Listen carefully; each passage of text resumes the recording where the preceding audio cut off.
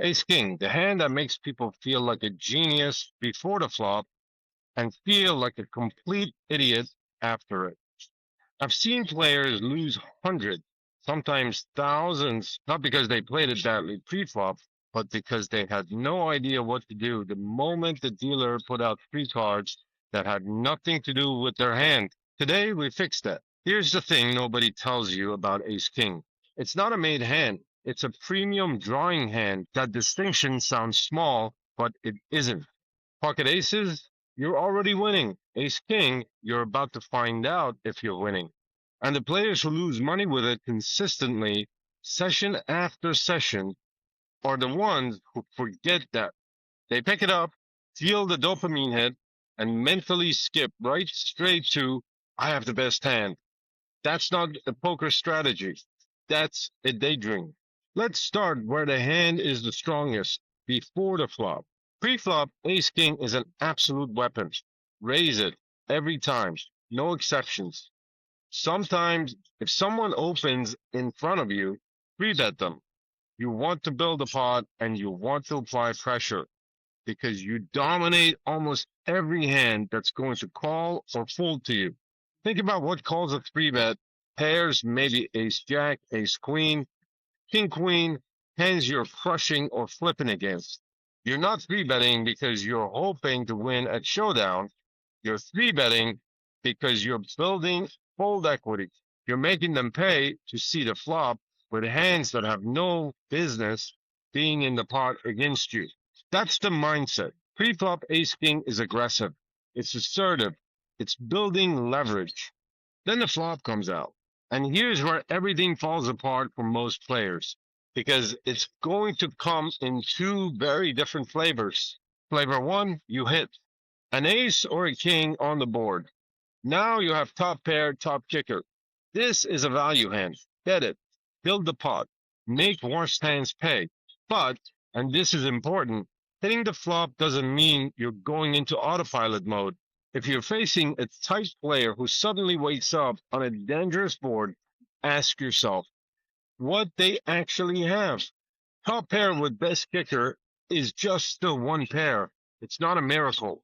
Flavor two, you miss. And you're going to miss the flop roughly two-thirds of the time.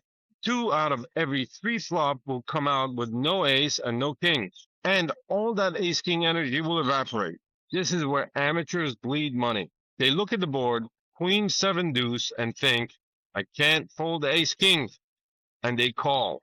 And they call again. And they wonder why they're down at the end of the night. Here's the truth. When you miss, you have ace high. That's it. Not a pair, not a draw most of the time. Ace high. That's it.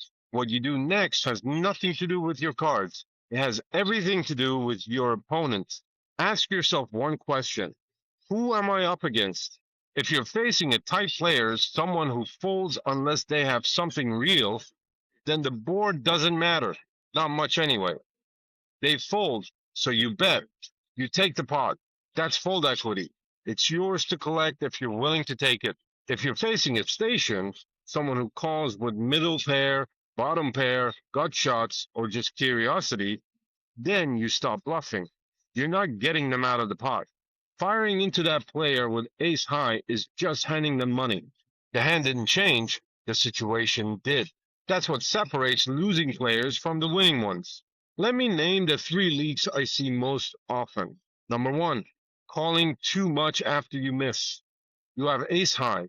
That doesn't beat anything except a bluff. If you're calling down streets because of the hands you started with, you're playing with ego and not logic. Number two, never bluffing with it. Ace king is actually one of the best bluffing hands in your range. You block the ace and the king, meaning your opponent is less likely to have those in their hand.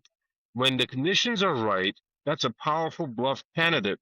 Players who never use it as a bluff are leaving money on the table. Number three, treating it the same every time. Position matters. Stack depth matters. Your opponent's tendencies matter. Ace king out of position facing a three bet is a very different situation than ace king on the button with the initiative. The hand is the same, the strategy can't be. The real question with ace king is never did I hit? It's always can I make them fold or can I make them pay with a worse hand? That's it. That's the whole thing. Players who lose money with ace king are asking the wrong question. They're waiting to be saved by the deck. Players who win with it are working with the information in front of them. The villain's tendencies, the board texture, the pot size, and making decisions. As I put in the poker delusion, an untrained gut is not a strategy. It's often an expensive feeling. Here's what I want you to do in your next session. Every time you play ace king, track what happens after the flop. Not whether you won the hand, how you made the decision. Were you betting because the math supported it? Or were you betting because you didn't want to let go of a hand that you started with? That answer, honest, uncomfortable, and specific, will tell you more about your game than any book. If you want to take one of your own ace king hands and work through it together in real time, not generic theory, but with your specific situation, I do a free 60-minute hand analysis over WhatsApp. The link is in the description. No pitch, no agenda, just 1 hour of your game. I'll see you there.